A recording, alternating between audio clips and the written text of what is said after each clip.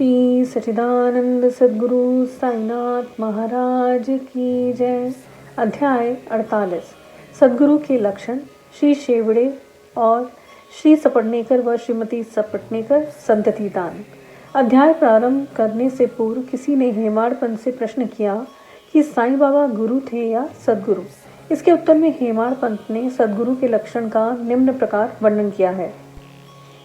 सद्गुरु के लक्षण: जो वेद और वेदांत तथा 6 शास्त्रों की शिक्षा प्रदान करके ब्रह्म विषयक मधुर व्याख्यान देने में पारंगत हो तथा जो अपने श्वासों उच्छ्वास क्रियाओं पर नियंत्रण कर सहज ही मुद्राएं लगाकर अपने शिष्यों को मंत्र उपदेश दे, निश्चित अवधि में यथोचित संख्या का जाप करने का आदेश दे और केवल अपने वाक चातुर्य से ही उन्हें जीवन के अंतिम ध्येय का दर्शन कराता हो तथा जिसे स्वयं आत्म साक्षात्कार न हुआ हो, वह सद्गुरु नहीं, वरन जो अपने आचरणों से लौकिक व पारलौकिक सुखों से विरक्ति की भावना का निर्माण कर हमें आत्मानुभूति का रसास्वादन करा दे तथा अपने शिष्यों को क्रियात्मक और प्रत्यक्ष ज्ञान आत्मानुभूति करा दे, उसे ही सद्गुरु कहते हैं।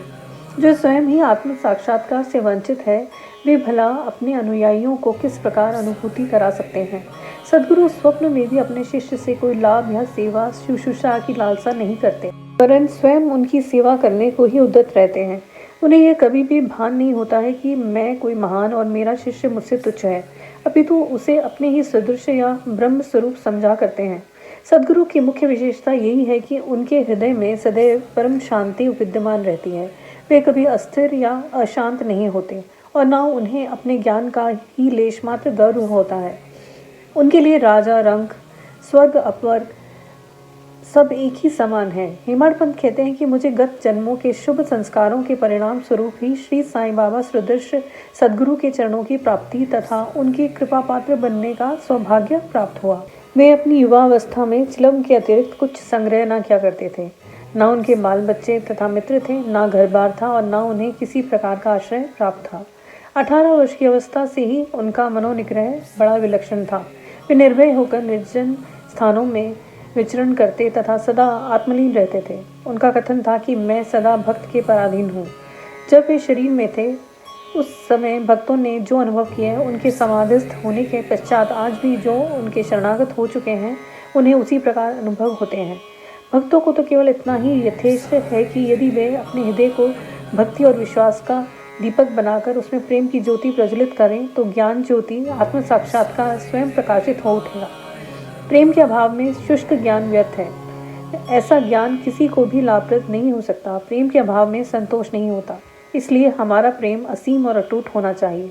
प्रेम की कीर्ति का गुणगान कौन कर सकता है, जिसकी तुलना में समस्त वस्तुएं तुच्छ जान पड़ती हैं। प्रेम रहित पठन पाठन सब निष्फल है। प्रेमांकुर के उदय होते ही भक्ति, वैराग्य, शांति और कल्याण रूपी संपत्ति सहज ही प्राप्त हो जाती है।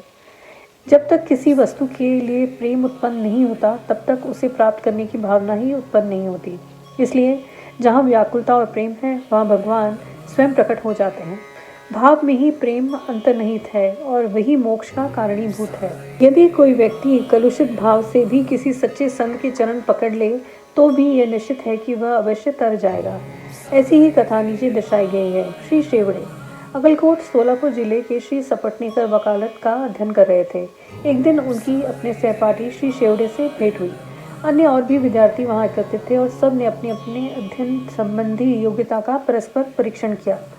प्रश्नोत्तरी से विदित हो गया कि सब में कम अध्ययन श्री शेवड़े का है और वे परीक्षा में बैठने के अयोग्य हैं। जब सब मित्रों ने मिलकर उनका उपहास किया, तब शेवड़े ने कहा कि यद्यपि मेरा अध्ययन अपूर्ण है, तो भी मैं परीक्षा में अवश्य उत्तीर्ण हो जाऊंगा। मेरे साईं बाबा ही सबको सफलता देने वाले हैं। श्री सपटनेकर को यह सुनकर आश्चर्य हुआ और उन्होंने श्री शेवड़े से पूछा कि ये साईं बाबा कौन है जिनका तुम इतना गुणगान कर रहे हो। उन्होंने उत्तर दिया कि वे एक फकीर हैं जो शिरडी अहमदनगर की एक मस्जिद में निवास करते हैं। वे महान सत्पुरुष हैं।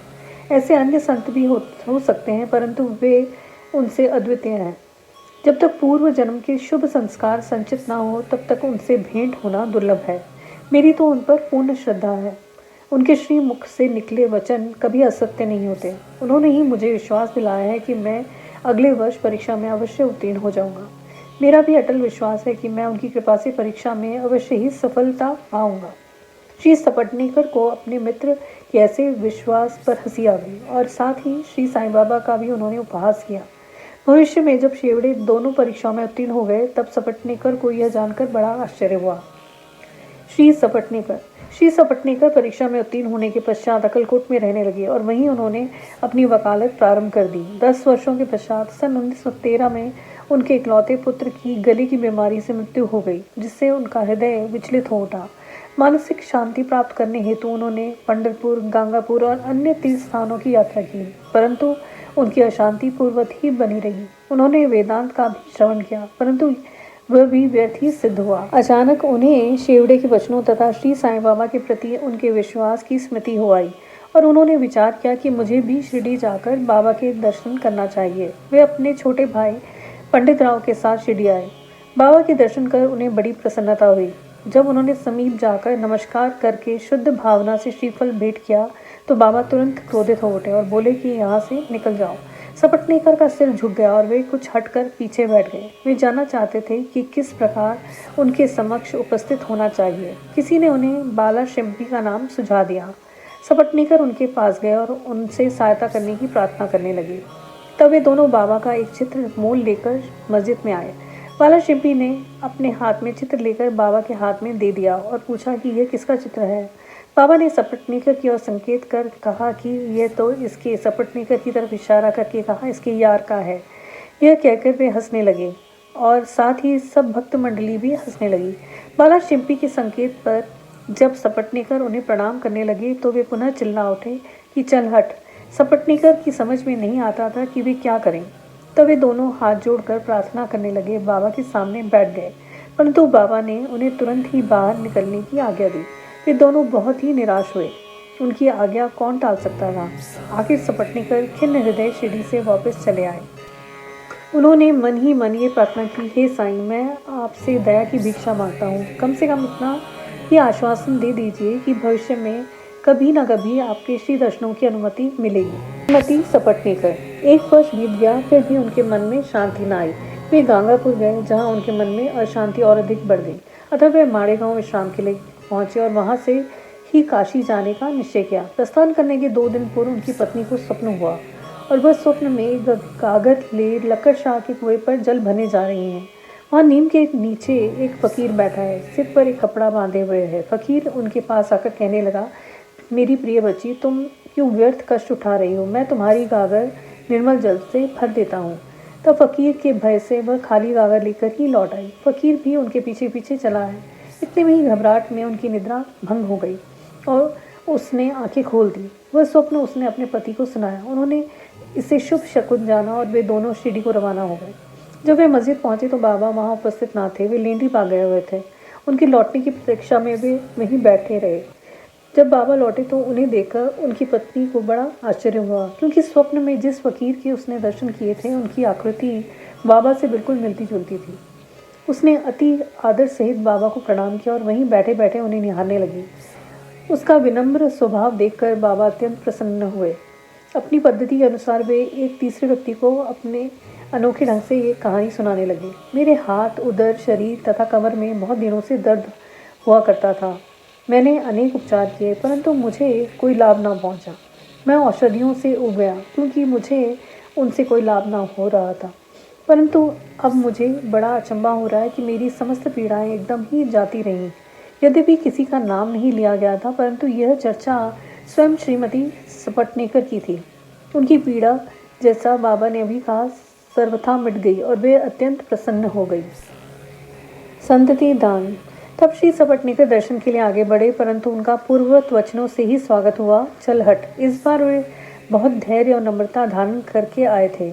उन्होंने कहा कि पिछले कर्मों के कारण ही बाबा मुझसे अप्रसन्न हैं और उन्होंने अपना चरित्र सुधारने का और बाबा से एकांत में भेंट करके अपने पिछले कर्मों की क्षमा मांगने का निश्चय किया। उन्होंने वैसा किया भी। अब जब उन्होंने अपना मस्तक उनके श्री चरणों पर रखा तो बाबा ने उन्हें आशीर्वाद दिया। अभी सपटनेकर उनके चरण दबाते हुए बैठे ही थे कि इतने में गडेरन आई और बाबा की कमर दबाने लगी। तब वे सदैव की भांति एक बनी की कहानी सुनाने लगे। तब उन्होंने उसके जीवन की अनेक परिवर्तन तथा उसके इकलौते पुत्र की मृत्यु का हाल सुनाया तो सपटनेकर को अत्यंत आश्चर्य हुआ कि ये जो कथा सुना रहे हैं वह तो मेरी ही कहानी है। उन्हें बड़ा अचंभा हुआ। उनको मेरे जीवन की प्रत्येक बात का पता कैसे चल गया। अब उन्हें विदित हो गया कि बाबा अंतर्यामी हैं और सबके हृदय का पूरा पूरा रहस्य जानते हैं। यह विचार उनके मन में आया ही था कि गडेरन से वार्तालाप चालू रखते हुए बाबा सपटनेकर की ओर संकेत करके कहने लगे, ये भला आदमी मुझ पर दोषारोपण करता है कि मैंने ही इसके पुत्र को मार डाला है। क्या मैं लोगों के बच्चों के प्राण हरण करता हूँ? फिर ये महाशय मस्जिद में आकर अब क्यों चीख पुकार मचाते हैं? अब मैं एक काम करूँगा, अब मैं उसी बालक को फिर से इनकी पत्नी के गर्भ में ला दूंगा। ऐसा कहकर बाबा ने अपना वर्ध हस्त सपटनेकर के सिर पर रखा और उसे सांत्वना देते हुए कहा कि ये चरण अधिक पुरातन तथा पवित्र हैं। जब तुम चिंता से मुक्त होकर मुझ पर पूर्ण विश्वास करोगे तभी तुम्हें अपने ध्येय की प्राप्ति हो जाएगी। सपटनेकर का हृदय गदगद हो उठा। तब अश्रुधारा से उनके चरण धोकर वह अपने निवास स्थान पर लौट आए और फिर पूजन की तैयारी कर नैवेद्य और आदि लेकर सपत्नी मस्जिद में आए। वे इसी प्रकार नित्य नैवेद्य चढ़ाते और बाबा से प्रसाद ग्रहण करते थे। मस्जिद में अपार भीड़ होते हुए भी वे वहां जाकर उन्हें बार बार नमस्कार करते थे। एक दूसरे से सिर टकराते देखकर बाबा ने उनसे कहा, प्रेम तथा श्रद्धा द्वारा किया हुआ एक नमस्कार ही मुझे पर्याप्त है। उसी रात्रि को उन्हें चावड़ी का उत्सव देखने का भी सौभाग्य प्राप्त हुआ और उन्हें बाबा ने पांडुरंग के रूप में दर्शन दिए। जब एक दूसरे दिन वहां से प्रस्थान करने लगे तो उन्होंने विचार किया कि पहले दक्षिणा में बाबा को 1 रुपया दूंगा। यदि उन्होंने और मांगे तो अस्वीकार करने की बजाय 1 रुपया और भेंट में चढ़ा दूंगा। फिर भी यात्रा के लिए शेष द्रव्य राशि पर्याप्त होगी। जब उन्होंने मस्जिद जाकर बाबा को 1 रुपया दक्षिणा में दिया तो बाबा ने भी उनकी इच्छा जानकर 1 रुपया उनसे और मांगा। जब सपटनेकर ने उन्हें सहर्ष दे दिया तो बाबा ने भी उन्हें आशीर्वाद देकर कहा, ये श्रीफल ले जाओ और इसे अपनी पत्नी की गोद में रखकर निश्चिंत होकर घर जाओ। उन्होंने वैसा ही किया भी और 1 वर्ष के पश्चात उन्हें एक पुत्र प्राप्त हुआ। 8 मास का शिशु लेकर वह दंपत्ति फिर शिरडी आए और बाबा के चरणों पर बालक को रखकर फिर इस प्रकार प्रार्थना करने लगे, हे श्री साईनाथ, आपकी ऋण हम किस प्रकार चुका सकेंगे। आपके श्री चरणों में हमारा बार बार प्रणाम है। हम दीनों पर आप सदैव कृपा करते रहिएगा, क्योंकि हमारे मन में सोते जागते हर समय न जाने क्या क्या संकल्प विकल्प उठा करते हैं। आपके भजन में ही हमारा मन लीन हो जाए, ऐसा आशीर्वाद दीजिए। उस पुत्र का नाम मुरलीधर रखा गया। बाद में उनके 2 पुत्र भास्कर और दिनकर और उत्पन्न हुए। इस प्रकार सपटनेकर दंपत्ति को अनुभव हो गया कि बाबा के वचन कभी असत्य और अपूर्ण नहीं होते।